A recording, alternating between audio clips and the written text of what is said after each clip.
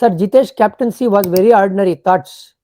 Sir ಏನು ordinary ಕಾಣಲಿಲ್ಲ sir. Actually ನೋಡಿ, ಎಲ್ಲಾ ಬೌಲರ್ಗಳು ಕೈ ಕೊಟ್ಟಾಗ ಯಾವ ಕ್ಯಾಪ್ಟನ್ ಏನ್ ಮಾಡಕ್ಕಾಗತ್ತೆ. ಆಮೇಲೆ ಬ್ಯಾಟಿಂಗ್ ಅಂತ ಬಂದಾಗ ನಿಮ್ಮ 2 ಮೇನ್ ಬ್ಯಾಟರ್ಸ್ ಇಂಜುರಿ ಆಗೋದ್ರು ಅಂತ ಹೇಳಿದ್ರೆ ಯಾವ ಕ್ಯಾಪ್ಟನ್ಗೂ ಬೇರೆ ಆಲ್ಟರ್ನೇಟಿವ್ ಇಲ್ವೇ ಇಲ್ವಲ್ಲ. ಹಾಗಾಗಿ ಜಿತೇಶ್ ಖರಾಬ್ ಕ್ಯಾಪ್ಟನ್ಸಿ ಅಂತ ಹೇಳಕ್ಕೆ ಏನು ಫೀಲ್ಡ್ ಸೆಟ್ ಖರಾಬ್ ಆಗಿತ್ತು ಅಥವಾ ಬೌಲಿಂಗ್ ಚೇಂಜ್ ಖರಾಬ್ ಆಗಿತ್ತು ಅಂತ ಹೇಳಕ್ ಆಗೋದೇ ಇಲ್ಲ.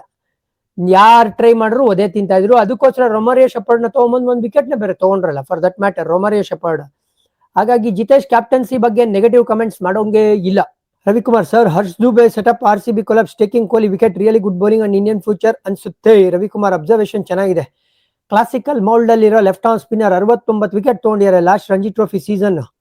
ಅದಲ್ಲದೆ ಬ್ಯಾಟಿಂಗ್ ಕೂಡ ಚೆನ್ನಾಗಿ ಆಡ್ತಾರೆ. ನನ್ಗೆ ಆಶ್ಚರ್ಯ ಆಗಿದ್ದೇನಪ್ಪ ಅಂದ್ರೆ ನಿನ್ನೆ ಇವ್ರನ್ನ ಇಂಪ್ಯಾಕ್ಟ್ ಪ್ಲೇಯರ್ ಲಿಸ್ಟ್ ಅಲ್ಲಿ ಹಾಕಿದ್ರು. ಆಕ್ಚುಲಿ ಉನತ್ಕತ್ ಕೂತ್ಕೊಂಡು ದುಬೆ ಆಡ್ಬೋದಾಗಿತ್ತು. ಯಾಕೆ ಗೊತ್ತಾ, ಅವ್ರು ಬ್ಯಾಟಿಂಗ್ ಕೂಡ ಚೆನ್ನಾಗಿ ಆಡ್ತಾರೆ. 4-5 50 ಹೊಡೆದಿದ್ದಾರೆ ಲಾಸ್ಟ್ ಸೀಸನ್ ಹರ್ಷ್ ದುಬೆ ವಿದರ್ಭಾಗ್ ಆಡ್ತಾ.